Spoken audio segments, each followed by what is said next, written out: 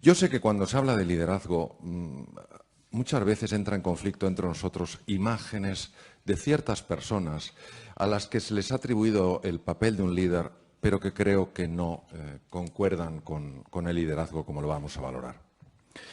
Vamos a hablar del liderazgo basado en el servicio, no de aquel que manda, sino de aquel que sirve. No de aquel que dice exactamente lo que hay que hacer, sino que inspira para que otras personas descubran lo que es posible hacer. Hablamos de un líder que ha librado la batalla más difícil que se puede librar, que es con uno mismo, con su propio ego, con su propia obsesión por el control, por dominar. Recordemos que Nietzsche, este filósofo que ha tenido tantísimo impacto, decía que el ser humano, el hombre, es voluntad de poder. No decía que tiene, sino que es. Independientemente de la visión que este filósofo tuviera, no cabe duda que esta ansia de poder, esta ansia de dominar, de manipular, está presente en algunos de los rincones más oscuros del ser humano. Por otra parte, a veces se confunde el líder con la posición, y no es la posición la que hace el líder, es el líder el que hace la posición. Esta obsesión por el estatus, por el reconocimiento, por la valoración, por ser el que más sabe, el que tiene la última palabra, mata la cooperación, destruye la armonía y lo último que hace es favorecer que las personas afloren su mejor versión. Y finalmente está esta imagen del líder popular. Vamos a ver. Don Alfonso habla mucho y para mí con enorme acierto de los valores. A veces dar la cara por los valores no es popular. Un líder que quiera ganar un concurso de popularidad nunca defenderá los valores, por tanto no es un líder. Había un chico adolescente que estaba ingresado, estaba muy grave, muy enfermo. Tenía una sepsis o septicemia, es una infección de la sangre por bacterias, virus. ¿Cuál es el problema de la sepsis? Que una vez una bacteria o un virus ha localizado los vasos sanguíneos, ten en cuenta que tenemos más de 40.000 kilómetros de vasos sanguíneos, es más que el perímetro de la Tierra, es espectacular. Una vez que las bacterias han encontrado esa avenida de tantos carriles, van a todos los órganos y empiezan a hacer de las suyas. Le habían afectado ya al sistema respiratorio, por eso estaba intubado, necesitaba asistencia con un ventilador, necesitaba soporte cardíaco, le estaba afectando al corazón, había bajado el gasto cardíaco y ya le estaba empezando a fallar el riñón. Cuando 3 órganos fallan, la posibilidad de que ese enfermo fallezca sube exponencialmente. ¿Qué estaba causando este problema? ¿Cuál era el origen de la sepsis?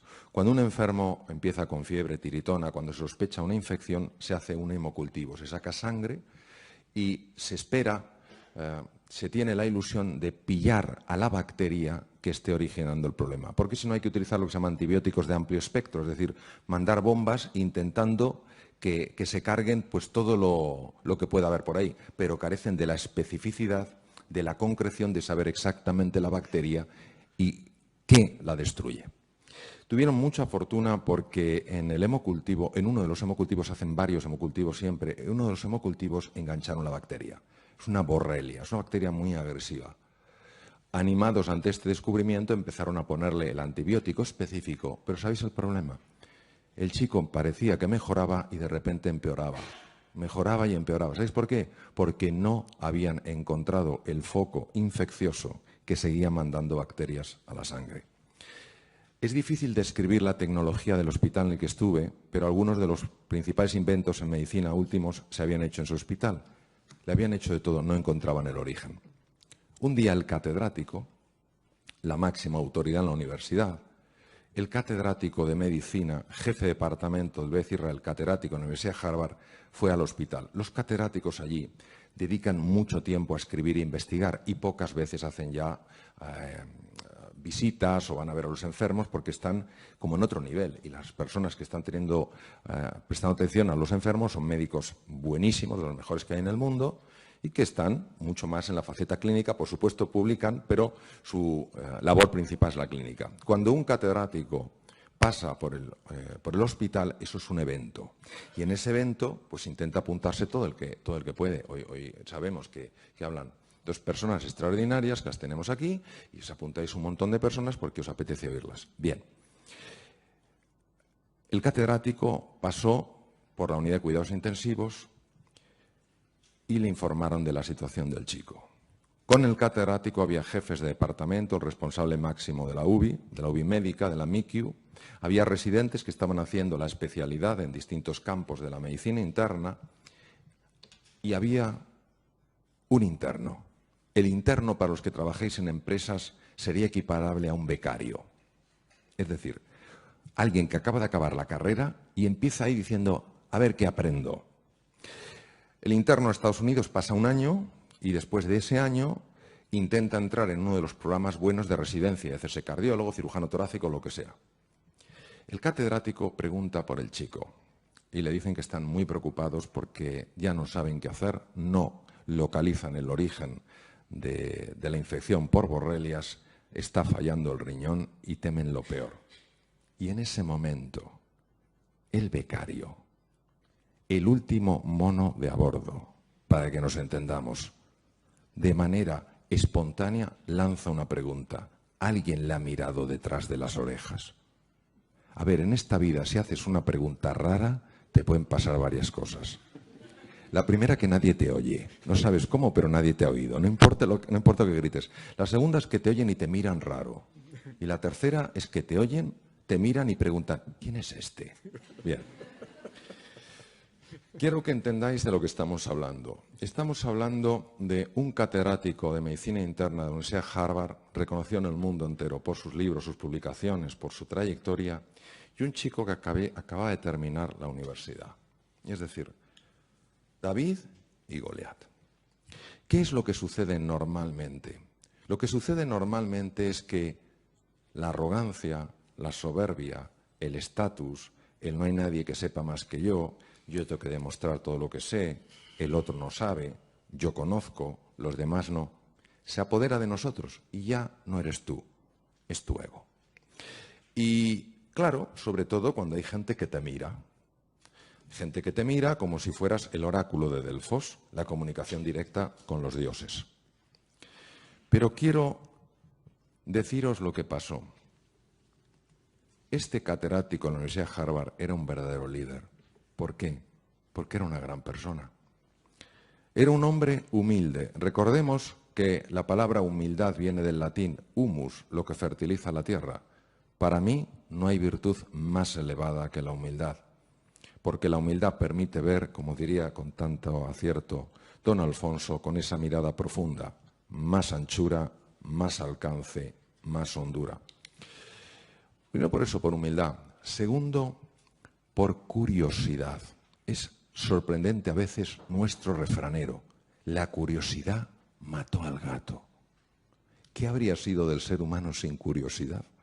Si cuando vio el fuego, probablemente porque un rayo chocó o golpeó unos leños, si no se hubiera quemado, si no se hubiera acercado, ¿qué sería del ser humano? Este hombre tenía curiosidad. Y para este hombre era más importante conocer y aprender que quedar bien. Este hombre sabía lo que era importante en la vida. Para él solo había algo importante, un adolescente que se estaba muriendo. Lo más importante no era su estatus, lo más importante no era controlar quién es, por qué habla, no tiene derecho, no le he preguntado. Y entonces, ante la pregunta, se quedó sorprendido y la transmitió al equipo. ¿Alguien le ha mirado detrás de las orejas? Imaginaros la cara de la gente. Pues no. Dijo, pues mirarle. Detrás de la oreja izquierda apareció una garrapata. Estaba matando a este chico. Las garrapatas en Estados Unidos transmiten en algunos sitios enfermedades sumamente graves. Pues hay que tener mucho cuidado. Cuando vas a unos bosques en Estados Unidos pone warning ticks, cuidado garrapatas, porque una garrapata, aquí donde la veis, puede vivir hasta 40 años. Tiene entre las patas delanteras un órgano que se llama órgano de Heller, y con el órgano de Heller ella detecta el olor de ácido butírico de un mamífero o el calor y salta. Y entonces inyecta un anestésico para que no la aplasten, perfora, mete la cabeza y las patas delanteras. Por eso, aunque a alguien le limpien, le laven en un hospital con esponja, no se te va la garrapata. El catedrático fue, además, capaz de reconocer, porque si el catedrático no hubiera querido, este caso jamás se habría publicado. Entonces, sencillamente lo que os quiero transmitir es lo siguiente. El liderazgo no es una posición, es una forma de ser y de estar en la vida. El liderazgo es inspirar a otras personas para que crean en sí mismos, en sí mismas y desplieguen su potencial. Decía el gran filósofo Emerson que la mayor desgracia de un ser humano es no encontrarse a alguien que le ayude a lograr lo que es capaz de lograr. Un líder mueve desde su ejemplo, no desde su palabra. El liderazgo es siempre visual. El liderazgo inspira porque mueve algo en tu interior. El liderazgo está basado en valores. ¿Por qué? Porque cuando todo es niebla, cuando hay confusión, cuando no se ve nada, el líder, la líder, tienen claro hacia dónde tienen que ir.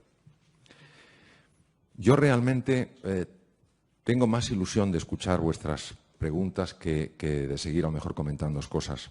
Lo que sí que me gustaría es marcar esa diferencia.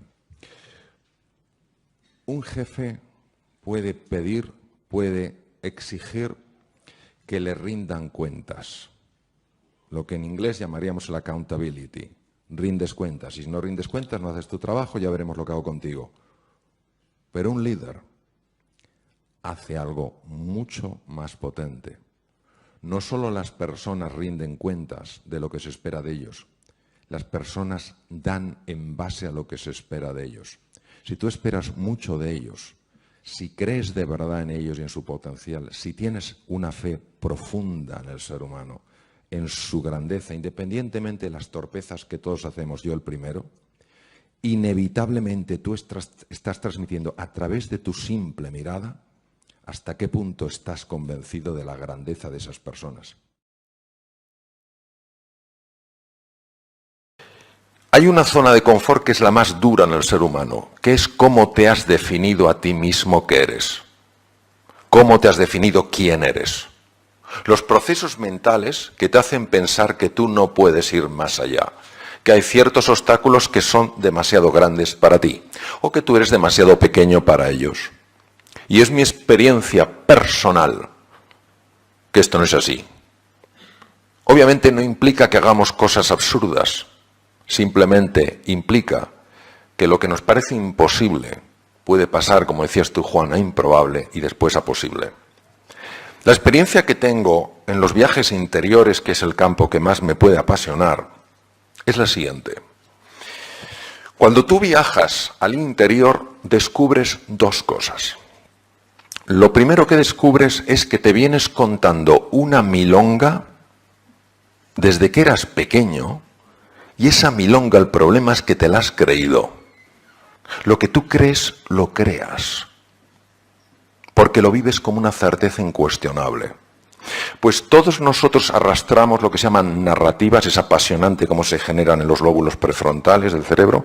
Generamos narrativas y la mayor parte de esas narrativas que las vivimos como realidades incuestionables son profundamente limitantes. Y nos hacen decir a veces, yo soy así. Yo no puedo. A mí no me importa no poder tirar una pared de aquí, pero sí me importa poder hacer frente a ciertos desafíos de mi vida. ¿Por qué tengo que sentirme bloqueado, incapaz, incompetente, inseguro, cuando dentro de mí tengo recursos para hacerle frente? ¿Por qué? Porque hago caso a esa narrativa. Pero no solo está la narrativa que nos contamos, lo más importante es lo que esa narrativa tapa. Hay una historia muy sencilla, probablemente muy antigua, de un rey hindú que iba en su carroza por un camino y se encontró con un mendigo que estaba durmiendo. Entonces el rey le dijo al cochero que parara, se bajó e introdujo en el bolsillo de aquel mendigo una esmeralda de extraordinario valor, pensando que el momento en el que se despertara, este hombre descubriría que acababa de pasar de la pobreza más absoluta a una riqueza incuestionable. El tiempo pasó y por casualidad el rey volvió a pasar con su carroza por el mismo camino y vio al mismo mendigo con más edad, más mayor, más avejentado, pero igual de pobre. Entonces el rey paró, le dijo al cochero que parara, se bajó de la carroza y empezó a decirle al mendigo: pero bueno, ¿qué haces aquí? El pobre hombre: pero ¿qué haces aquí? ¿Cómo estás en la carretera? ¿Pero cómo estás con estas ropas? Dice: ¿pero qué le voy a hacer? Soy un hombre pobre. Dice: ¿y la esmeralda? Dice: ¿qué esmeralda? La que puse en tu bolsillo. Y entonces el hombre metió la mano en el bolsillo y sacó una esmeralda. Dijo: jamás se me ocurrió buscar aquí. Esto nos pasa exactamente a nosotros. Nos ponemos nuestras ropas de mendigo y decimos: no puedo, estoy destinado, la vida me ha condenado tal cual, y no se nos ocurre buscar en el interior y encontrar esa esmeralda.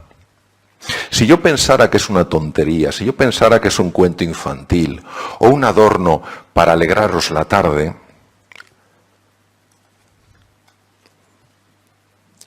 estaría haciendo muy mal diciéndoos esto. Pero como sé que es así, como sabéis que es así, porque todos tenemos experiencias de ello, ¿por qué no vamos a decir que esto existe? Joseph Campbell descubrió que en todas las tradiciones de Oriente y Occidente está registrado lo que se llama el viaje del héroe. ¿Qué es el viaje del héroe? Es ese viaje que te ayuda a trascender las ropas de mendigo y a encontrarte con la esmeralda.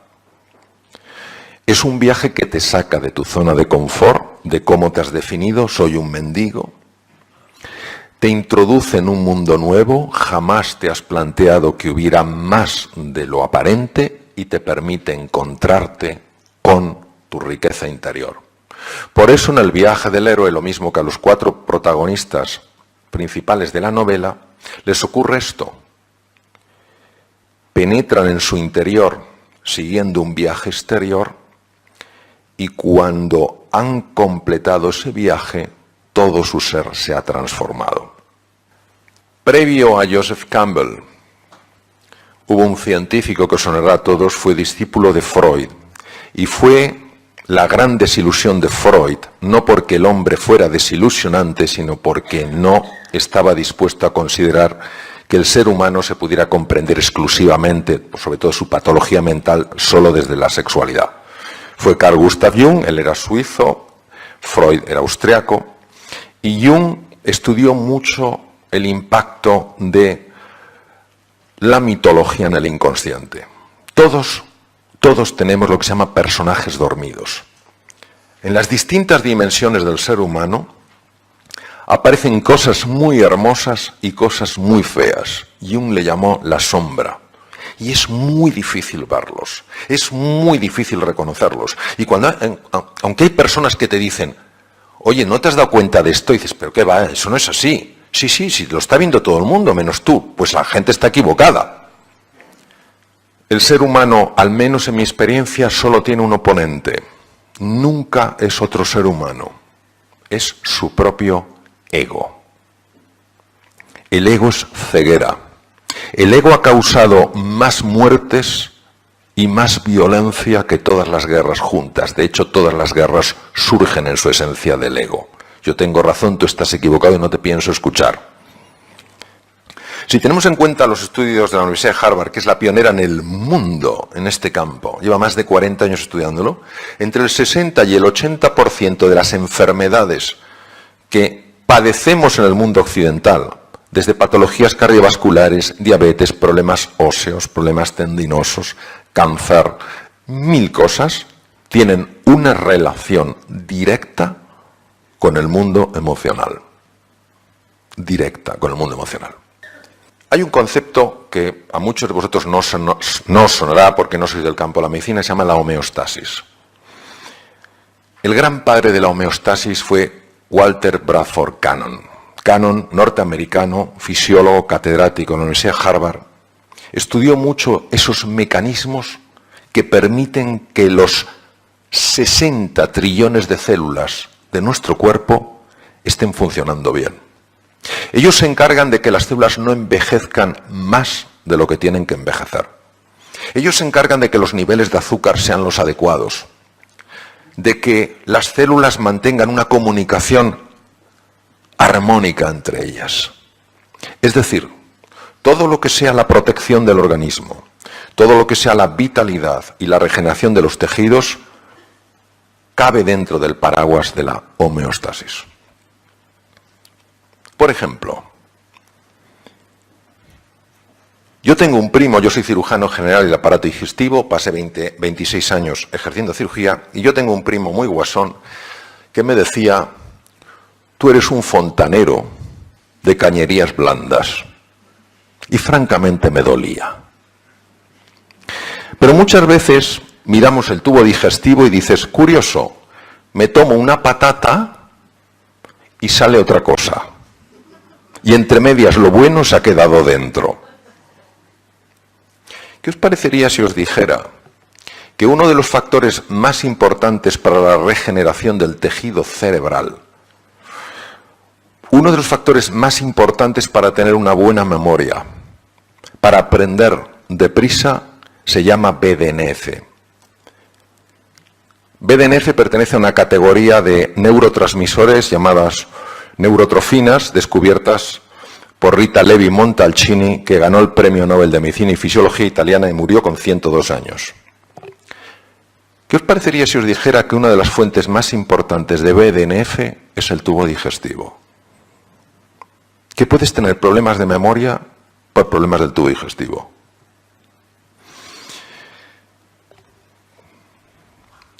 ¿Qué os parecería si os dijera que la hormona más importante para mantenerse tranquilo, sereno, feliz en la vida es la serotonina? Por eso el famoso Prozac, inhibidor de la recaptación de serotonina. ¿Qué os parecería si os dijera que el 90% de la serotonina la fabrica el tubo digestivo? ¿Todos sabéis lo que es la médula espinal? Tiene 100 millones de neuronas. ¿Sabéis cuántas neuronas tiene el tubo digestivo? 500 millones. 5 veces más. Pues bien, cuando una persona se siente tensa, se siente asustada, se siente preocupada y vive así, el sistema de alarma del cuerpo genera daño en distintos lugares y uno de ellos es en el tubo digestivo. Con lo cual baja el BDNF, baja la serotonina y baja el sistema inmune, porque el 80% de la función inmune, que nos protege frente a bacterias, virus y tumores, la controla el tubo digestivo. Es decir, esa homeostasis de la que nos habla con tanto acierto y belleza Walter Bradford Cannon, es alterada cuando vivimos asustados, cuando vivimos desesperanzados, cuando nos sentimos incompetentes. Qué fascinante los últimos descubrimientos que demuestran que cuando nos sentimos queridos, valorados, acogidos, se produce una activación de lo que se llama el sistema vagal y el tubo digestivo mejora. Es decir, el ser humano, como dice uno de mis grandes maestros, el profesor Alfonso López Quintás, uno de los grandes de la filosofía y un ser humano ejemplar, el ser humano es un ser de encuentro. Y cuando tú te sientes acogido, valorado, querido, reconocido, los 60 trillones de células del organismo lo notan y mejoran. Es más, incluso aumenta la longitud del telómero, que es una cosa que está en los extremos de los cromosomas, que se puede medir y que tiene una relación con el tiempo de vida.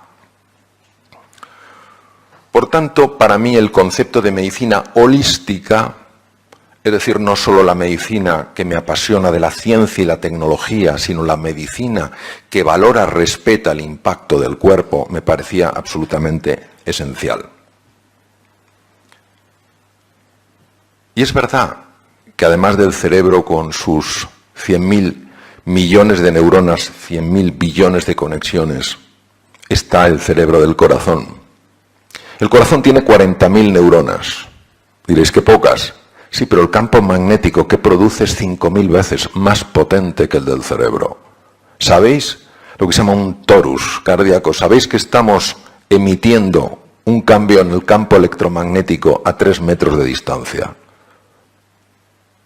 Los demás sienten si nuestro corazón está en paz o está en guerra. Y hay mucha investigación en esto. ¿Sabéis que cuando el cerebro, el corazón y el tubo digestivo se sincronizan, cambia radicalmente el funcionamiento del cerebro? Y se produce una sincronización de ondas cerebrales y la persona llega a niveles mucho más altos de inteligencia, de memoria, etc. ¿Por qué nos olvidamos de estos recursos que el ser humano tiene? Entonces, y voy a terminar ya con esto para que tengamos un ratito de conversación. Al final nos encontramos con que a todos nos gusta el control, la seguridad, que nos valoren, que nos den importancia, tener un estatus, que nos acojan. Y esto es muy agradable. Que vayas a un restaurante, que te traten con afecto, que te reconozcan, oh, bienvenido, no sé qué, que vayas a un sitio, que te traten con cariño, es muy agradable. Pero cuando el control, la seguridad, el estatus y el pertenecer se convierten en nuestra obsesión, se transforman en una cárcel. Y cuando no te hacen todo el caso que te gustaría que te hicieran, experimentas una frustración sorprendente. Cuando el mundo se mueve, una angustia insuperable. Cuando no te acogen como te gustaría que te acogieran, una sensación de soledad infranqueable. Y en un mundo como el actual, un mundo buca, volátil, incierto, ambiguo y complejo, ¿entendéis por qué los niveles de ansiedad no paran de subir? Y los de su prima hermana, la depresión. Lo que he pretendido, lo que he buscado, es ayudar a través de lo que escribo a que nos demos cuenta de que es normal que nos guste la seguridad, que es normal que nos guste el estatus, el reconocimiento, la valoración, que es normal que nos guste que nos acojan, pero que no nos podemos quedar ahí. Que el verdadero crecimiento, la verdadera magia, la verdadera evolución de un ser humano es cuando abraza la aventura, cuando ve en la incertidumbre no un peligro sino una oportunidad, cuando se ocupa, no solo se preocupa, sino que se ocupa en crecer por dentro, y cuando en su vida es una prioridad añadir valor a la vida de los demás. Esa contribución, ese levantarte por las mañanas y en lugar de decir, a ver quién me ayuda hoy en la vida, te plantees a ver a cuántas personas ayudo yo hoy. Eso es lo que he querido transmitir. Muchas gracias.